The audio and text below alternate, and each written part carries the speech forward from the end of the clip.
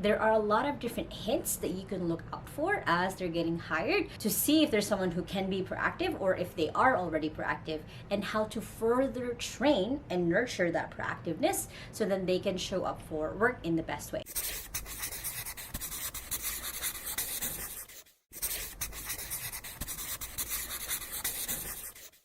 Hey there, and welcome back to my YouTube channel. Now, my goal at this video is to be able to teach you how to spot a proactive virtual assistant even in the application process, and how to train your virtual assistant to be more proactive.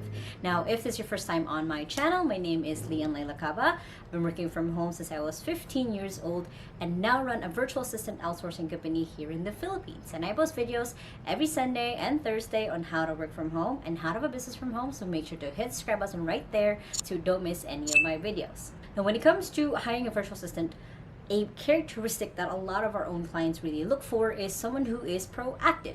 And it's sometimes really hard to spot when you don't know what you're looking for. It just seems to be just a character trait that you know you're looking for. There are a lot of different hints that you can look out for as they're getting hired to see if there's someone who can be proactive or if they are already proactive, and how to further train and nurture that proactiveness so then they can show up for work in the best way. Now, if you don't know what a proactive person is, it's basically someone who kind of jumps the gun or does preemptive ways to avoid troubles or fires. It's someone who can help prepare you, like, hey, I think this is gonna happen, so I think we have to put in this, or hey, I suggest that we do this so we can improve our numbers. So there's a lot of different ways that a proactive virtual assistant can show up, and I'm gonna teach you how to spot them and again how to train them. So how to spot a proactive virtual assistant. The first thing is look at the timeliness of how they respond to your emails.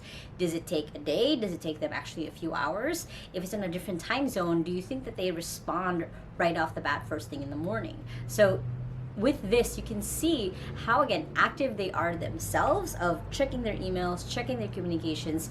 We've had it before where we would hire virtual assistants who didn't really respond right away, and it turns out they're not a good fit because it's going to be harder for us to reach them.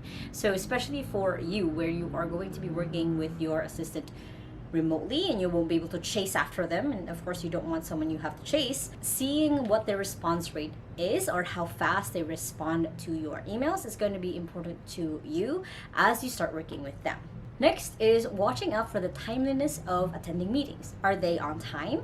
Like right on time? Are they there like 10 minutes before? I've hired people because they were there like exactly 15 minutes before, and they were able to let me know, like, hey, I'm having this problem, or hey, I'm here and I'm waiting. So that shows being proactive because they're giving you information before you even need it, before a fire will start, and that's a really good trait to watch out for. So meetings is a perfect example because it'll show you also how prepared they are for this meeting. Again, are they waiting to the last minute to join the Zoom room? Are they there before you are? These are different things that you can look at and what you would prefer when you start working with them. Next thing you can watch out for when it comes to just the hiring part is what are the questions that they've asked when it came to the interview portion. Did they ask very specific things about your company, your industry? Were they able to ask like ways that they can help you, or what the problems are that they're going to help you solve? Basically how their brain works, what are the important things to them as they start working with you, because those are probably going to be the questions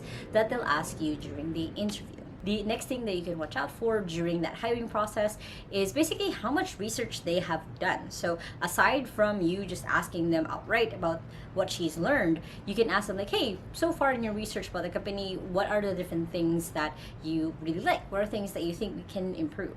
So when you ask these questions, you are able to filter out those who are just mass applying and don't even have any idea who you are, someone who didn't really do the work to do the research for your company, versus someone who is looking into your business, looked at your Facebook, your Instagram, your LinkedIn, everything else to be able to learn more about you before the interview.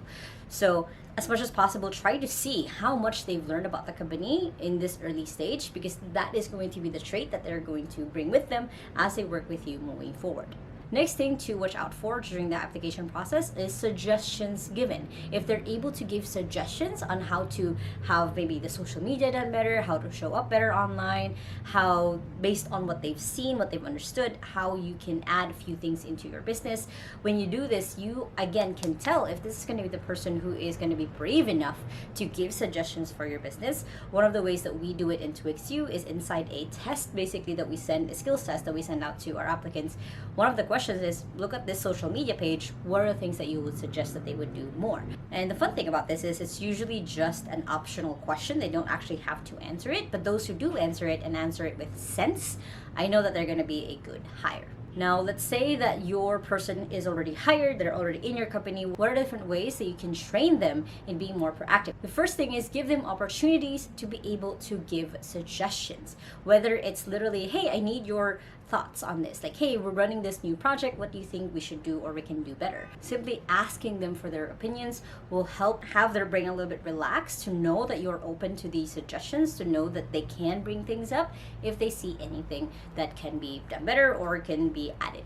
Next is to give your assistant more training in your industry, whether it's giving them the courses or the books that you studied yourself, whether this is going more in depth of your competition, how other people do it, or basically just a little bit more deep dive as well into your history will help them see and capture patterns of how they can help you get things better and up and running faster. This part is basically just making sure that your assistant has context on what are different things that they should know working with you, working in your industry. So again, they can bring up those suggestions or they can be proactive in taking action or giving ideas on things. Speaking of doing research, is just have them stalk your competition. This way they can see how other people are maybe doing it better than you or how you're doing it better than other people, and they can compare and contrast what are different things that maybe you guys should stop doing, what are things that should be done less or should be stopped overall, and what are things to keep improving or pushing more on.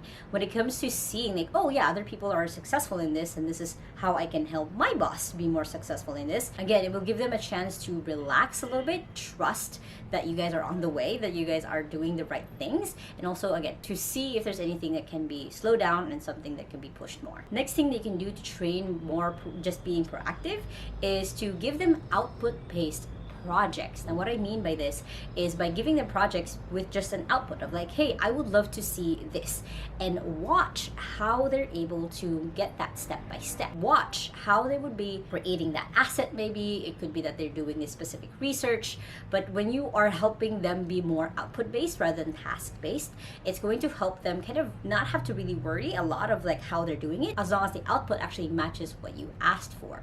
So of course there's going to be going into, you know, creating certain operating procedures, creating processes on how to do certain things. But when it's something new that you're having them dive into, it'll help exercise that brain where they are able to better just work with you and just again relax and be able to give suggestions. And one of the biggest ways that you can train your assistant in becoming more proactive is by giving them the KPIs that you care about. So KPIs is key performance indicators.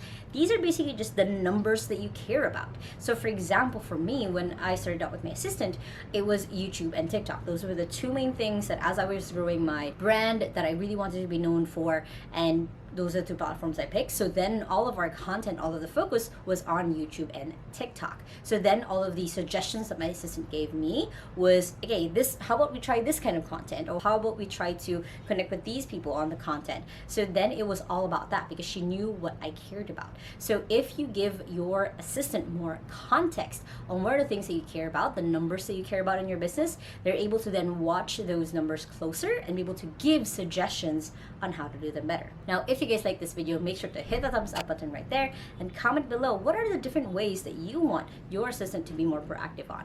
And if you still haven't, make sure to hit the subscribe button right there so you don't miss any of my videos every Sunday and Thursday on how to work from home and how to have a business from home, which you guys can check out those two playlists right here and the latest video right here. I hope you guys have an awesome day. Remember that small steps matters, and I'll see you in the next video. Bye!